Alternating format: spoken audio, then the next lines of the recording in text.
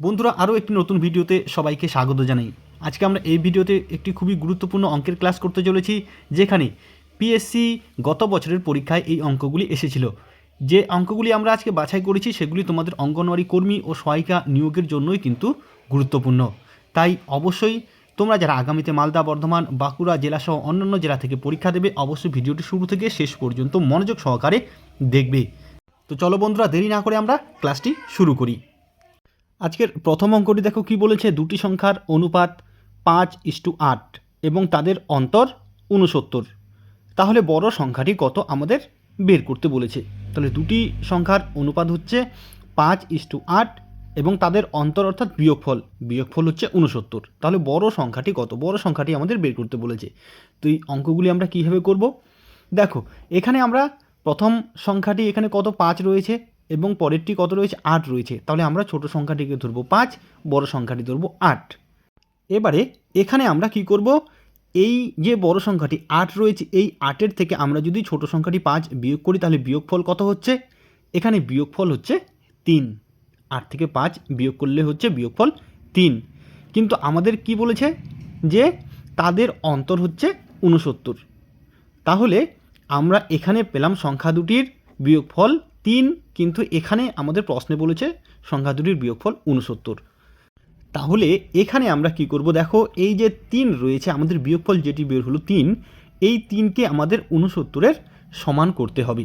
তাহলে 3কে 69-এর সমান করতে হলে এখানে কত দিয়ে গুণ করতে হবে, 3 দিয়ে আমরা যদি দেখো এখানে 3 দুগুণা 6, 3 ত্রিকা 9 অর্থাৎ 23 দিয়ে গুণ করি, তাহলে কিন্তু আমরা 69 পাবো। তাহলে 3 দিয়ে 23কে গুণ করলে হবে 69। এবারে এই যে বন্ধুরা এখানে 23 বের হলো, এই 23 দিয়ে আমরা এই যে বড় সংখ্যাটি ধরেছি 8, এই 23 দিয়ে 8কে গুণ করব, তাহলেই কিন্তু আমরা বড় সংখ্যাটি পেয়ে যাব। তাহলে আমরা যদি 23কে 8 দিয়ে গুণ করি তাহলে কত হচ্ছে, দেখো 23কে 8 দিয়ে গুণ করলে হবে 184। অপশন সি হবে এখানে সঠিক উত্তর। আমাদের যদি এখানে বলতো ছোট সংখ্যাটি কত, তাহলে আমরা 23কে কী করতাম, 5 দিয়ে গুণ করতাম, তাহলে আমরা ছোট সংখ্যাটি পেয়ে যেতাম। কিন্তু এখানে আমাদের বড় সংখ্যাটি বের করতে বলেছে, তাই 23কে আমরা 8 দিয়ে গুণ করব। তাই এখানে আমরা 23কে 8 দিয়ে গুণ করে কত পাচ্ছি, 184, অর্থাৎ অপশন সি হবে এই প্রশ্নের সঠিক উত্তর। চলো পরের অঙ্কটি কী রয়েছে দেখে নিই। এবারে এই অঙ্কটি দেখো কি বলেছে, দুটি সংখ্যার অনুপাত 10:7 এবং তাদের পার্থক্য 105। তাহলে সংখ্যা দুটির সমষ্টি কত। আগের অঙ্কটির মতোই এখানে শুধু আমাদের সংখ্যা দুটির সমষ্টি বের করতে বলেছে। আগের অঙ্কটিতে আমাদের বড় সংখ্যাটি কত সেটি বের করতে বলেছিল, এবারে সংখ্যা দুটির সমষ্টি কত সেটি বের করতে বলেছে। তাহলে চলো আগের অঙ্কটির মতোই খুব সহজে আমরা করব। তাহলে এখানে সংখ্যা দুটির অনুপাত দেওয়া আছে 10:7, অর্থাৎ এখানে আমরা বড় সংখ্যাটি 10 ধরবো, ছোট সংখ্যাটি 7 ধরবো, এবং তাদের পার্থক্য বলেছে 105, পার্থক্য অর্থাৎ বিয়োগফল।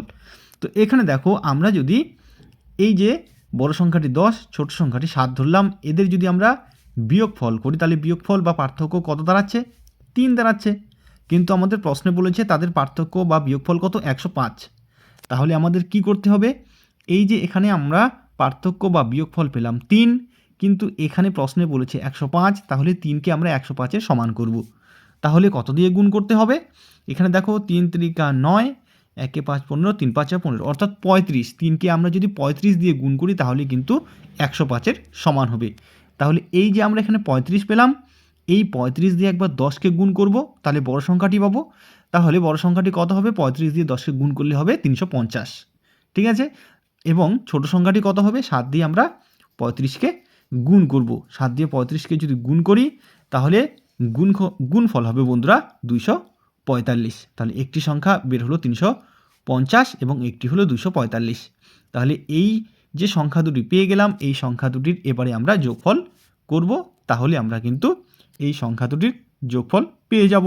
তাহলে 350 এবং 245 আমরা যদি যোগ করি তাহলে কিন্তু যোগফল বের হবে 595, অর্থাৎ অপশন এ হবে এখানে সঠিক উত্তর। চলো পরের অঙ্কটি কি রয়েছে দেখে নিই। এবারের অঙ্কটি কি বলেছে দেখো, দুটি সংখ্যার যোগফল 27 এবং গুণফল 182 হলে ছোট সংখ্যাটি কত। তাহলে দুটি সংখ্যার যদি যোগফল করা হয়, যোগফল হবে 27 এবং গুণফল করলে হবে 182। তাহলে আমাদের ছোট সংখ্যাটি বের করতে বলেছে। এখানে দেখো অপশনে 16, 12, 14, 13 এই 4টে অপশন রয়েছে। এই 4টে সংখ্যার মধ্যে কোনটি ছোট সংখ্যা। তো দেখো এখানে আমরা কি করব, অপশন ধরে এই অঙ্কগুলি করব, তাহলে কিন্তু খুব সহজে কম সময়ের মধ্যে করতে পারবো। এখানে দেখো আমরা যদি প্রথমে অপশন এ 16 ধরি, ছোট সংখ্যাটি যদি 16 ধরি, তাহলে আমাদের এখানে দেখো আমাদের দুটি সংখ্যার যোগফল কত বলেছে 27, অর্থাৎ ছোট সংখ্যাটি যদি 16 ধরি, এখানে 16-র সাথে আর কত যোগ করলে এখানে 27 পাবো। 16-র সাথে যদি আমরা দেখো 11 যোগ করি তাহলে কত পাবো, 27 পাবো। 16, 11, 27 হয়। কিন্তু এখানে দেখো আমরা ছোট সংখ্যাটি কত, ছোট সংখ্যাটি কিন্তু 16 ধরেছি, কিন্তু 16-র সাথে 11 যোগ করলে 27 হয়। কিন্তু এখানে কি 16 হচ্ছে বড় আর 11 হচ্ছে কি ছোট, তাহলে কি এটি হচ্ছে না, অর্থাৎ অপশন এ 16 হবে না। এবারে দেখো অপশন বি 12, যদি এখানে আমরা ছোট সংখ্যাটি 12 ধরি, 12-র সাথে কত যোগ করলে 27 হবে, 12-র সাথে যদি আমরা 15 যোগ করি তাহলে কিন্তু 27 হবে। তাহলে 12 ছোট হচ্ছে, 15 বড় হচ্ছে, এটি কিন্তু হবে। তো দেখো 12-র সাথে 15 যদি যোগ করি তাহলে 27 হবে, কিন্তু 12 এবং 15 যদি আমরা গুণ করি তাহলে গুণফল 182 হচ্ছে কিনা এবারে আমাদের দেখতে হবে। দেখো এখানে আমরা যদি 12 এবং 15 গুণ করি, তো দেখো এখানে শেষের দুটি সংখ্যা কী রয়েছে, 5 এবং 2, 5 দুগুণে কত হবে, 10 হবে, অর্থাৎ শেষের সংখ্যাটি 0 হবে। কিন্তু এখানে আমাদের শেষের সংখ্যাটি কত, 182, 2 রয়েছে, অর্থাৎ এই 12 কিন্তু হবে না। এবারে দেখো আমরা যদি অপশন সি 14 ধরি, ছোট সংখ্যাটি যদি 14 ধরি, তাহলে এবারে আমাদের 14-র সাথে কত যোগ করলে 27 হবে, 14-র সাথে যদি আমরা 13 যোগ করি তাহলে বন্ধুরা হবে 27। কিন্তু এখানে দেখো এই অপশন সি 14 হবে না, কেন, কারণ 14 এখানে কি বড় হচ্ছে আর 13 কি ছোট সংখ্যা হচ্ছে, কিন্তু আমরা কি ছোট সংখ্যাটি 14 ধরেছি, তাহলে কিন্তু আমাদের এখানে এই 14 ধরলে কিন্তু এটি হচ্ছে বড় সংখ্যা, এবং 14-র সাথে 13 যোগ করলে 27 হচ্ছে, 13 হচ্ছে ছোট সংখ্যা, তাহলে এই 14 সংখ্যাটিও কিন্তু হবে না। তাহলে কি অপশন ডি বাকি থাকলো, তাহলে এ বি সি তিনটি অপশনই হলো না, তাহলে অপশন ডি অবশ্যই হবে আমাদের ছোট সংখ্যা, তাহলে ছোট সংখ্যাটি হবে 13। আশা করি তোমরা বুঝতে পেরেছো। চলো পরের অঙ্কটি কী রয়েছে দেখিনি। এবারে এই অঙ্কটি দেখো কি বলেছে, কোনো বস্তুর ক্রয়মূল্য ও বিক্রয় মূল্যের অনুপাত 10:11 হলে শতকরা লাভ কত। এই অঙ্কটি কিন্তু যে কোনো কম্পিটিটিভ এক্সামে ঠিক একইভাবে আসে, অর্থাৎ এই যে সংখ্যা দুটো দেওয়া রয়েছে ক্রয়মূল্য ও বিক্রয়মূল্যের অনুপাত 10:11, এর কিন্তু কোনো হেরফের হয় না, এবং খুবই একটি সহজ অঙ্ক, তবুও কিন্তু অনেকে এই অঙ্কটি করে আসতে পারে না। তো দেখো এই অঙ্কটি আমরা অনেকবার আগে করেছি। এখানে ক্রয়মূল্য ও বিক্রয়মূল্যের অনুপাত দেওয়া রয়েছে 10:11, অর্থাৎ ক্রয়মূল্য হচ্ছে 10 টাকা, বিক্রয় মূল্য হচ্ছে 11 টাকা। এখানে আমরা ক্রয়মূল্য ধরবো 10 টাকা, বিক্রয় মূল্য ধরবো 11 টাকা। তাহলে দেখো ক্রয়মূল্য অর্থাৎ কোনো কিছু জিনিস কেনা হচ্ছে, এখানে কেনা হচ্ছে 10 টাকা দিয়ে, আর বিক্রয় মূল্য অর্থাৎ বিক্রি করা হচ্ছে 11 টাকা দিয়ে। তাহলে কি এখানে লাভ হচ্ছে না ক্ষতি হচ্ছে, নিশ্চয়ই লাভ হচ্ছে, 10 টাকা দিয়ে কেনা হচ্ছে, বিক্রি করা হচ্ছে 11 টাকা দিয়ে, তাহলে আমাদের এখানে 1 টাকা লাভ হচ্ছে, কিন্তু আমাদের শতকরা লাভ বের করতে বলেছে। তো দেখো আমাদের লাভ বা ক্ষতি সবসময় ক্রয়মূল্যের উপর বের করতে হয়। তাহলে এখানে ক্রয়মূল্য কত ধরলাম, 10 টাকা, অর্থাৎ এই 10 টাকার উপর আমাদের লাভ হয়েছে 1 টাকা, তাহলে আমাদের শতকরা লাভ অর্থাৎ 100 টাকায় কত টাকা লাভ সেটি বের করতে হবে। তো দেখো আমরা কি করব, আমরা এখানে করব 1/10, অর্থাৎ আমাদের 10 টাকা ক্রয়মূল্যের উপর লাভ হয় 1 টাকা, তাহলে গুণ চিহ্ন দিয়ে আমরা এখানে 100 লিখব, তাহলে আমাদের কি শতকরা লাভ বের হয়ে যাবে। তো দেখো এখানে আমরা কি করব, এই 10 দিয়ে আমরা এই 100কে কাটবো, 10 10-এ 100, তাহলে নিচে আর কোনো সংখ্যা থাকলো না, উপরে কি শুধু 10 থাকলো, এবং এখানে 1 আছে, 10 এবং 1 গুণ করলে 10কে 10ই হবে, তাহলে আমাদের শতকরা লাভ কত বের হলো, 10%, অর্থাৎ এখানে অপশন বি হবে সঠিক উত্তর। খুবই একটি সহজ অঙ্ক, অবশ্যই কিন্তু তোমরা দেখে যাবে, বা তোমরা এই অঙ্কটি দেখলেই সঙ্গে সঙ্গে 10% লাভ করতে পারো। ঠিক আছে, চলো পরের অঙ্কটি কি রয়েছে দেখে নিই। আরও একটি গুরুত্বপূর্ণ অঙ্ক দেখো, এই ধরনের অঙ্ক কিন্তু অবশ্যই তোমাদের পরীক্ষায় থাকে যে কোনো কম্পিটিটিভ এক্সামে। কি বলেছে এখানে, একটি দ্রব্য 1754 টাকায় বিক্রি করলে যে টাকা লাভ হয় 1492 টাকায় বিক্রি করলে সেই পরিমাণ টাকাই ক্ষতি হয়। তাহলে 1754 টাকায় বিক্রি করলে যা লাভ হয় 1492 টাকায় বিক্রি করলে আবার তাই ক্ষতি হয়, তাহলে দ্রব্যটির ক্রয় মূল্য কত। দেখো খুবই সহজ অঙ্ক, এই ধরনের অঙ্ক আসলে তোমরা কি করবে। তো দেখো তোমরা কি করবে, এই যে বিক্রয় মূল্য এবং ক্রয় মূল্য দেওয়া থাকবে, তোমরা প্রথমে কি করবে, এই ক্রয়মূল্য এবং বিক্রয় মূল্যর যোগফল বের করবে এবং তাকে তোমরা 2 দিয়ে কি করবে, ভাগ করবে, তাহলেই কিন্তু আমাদের ক্রয়মূল্য বের হয়ে যাবে। তাহলে আমরা কি করব, এখানে বিক্রয় মূল্য 1754 টাকা এবং বিক্রয় মূল্য 1492 টাকা।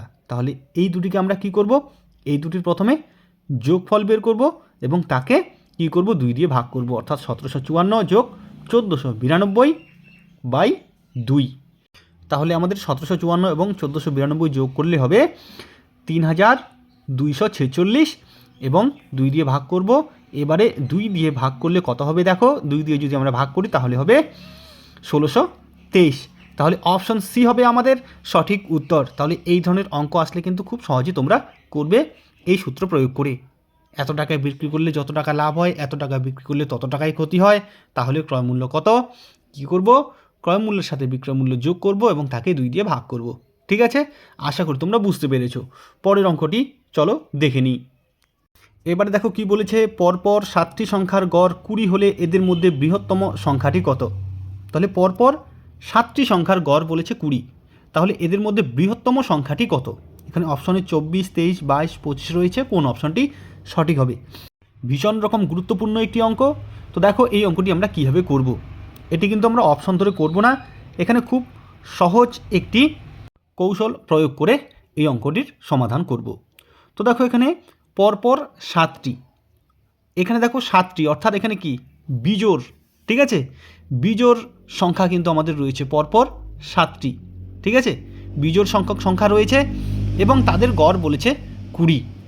তো দেখো এখানে যেহেতু গড় বলেছে 20, অর্থাৎ এখানে আমাদের মাঝখানের সংখ্যাটি হবে 20।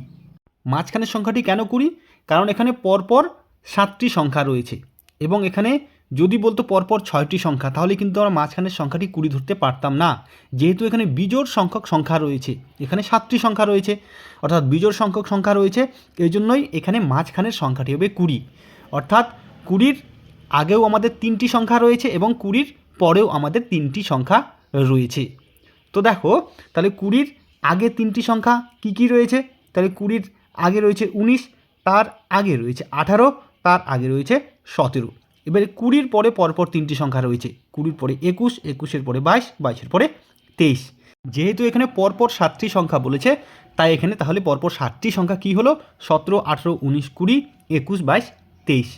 তাহলে আমাদের সবচেয়ে বড় সংখ্যাটি কত হলো, 23 হলো। তাহলে অপশন বি হবে আমাদের এখানে সঠিক উত্তর। তাহলে আমাদের পরপর 7টি সংখ্যার গড় কি 20, অর্থাৎ 7টি সংখ্যার গড় যেহেতু 20, তাহলে 7টি সংখ্যার যোগফল কত, 7টি সংখ্যার যোগফল নিশ্চয়ই কত হবে, 7 × 140 হবে।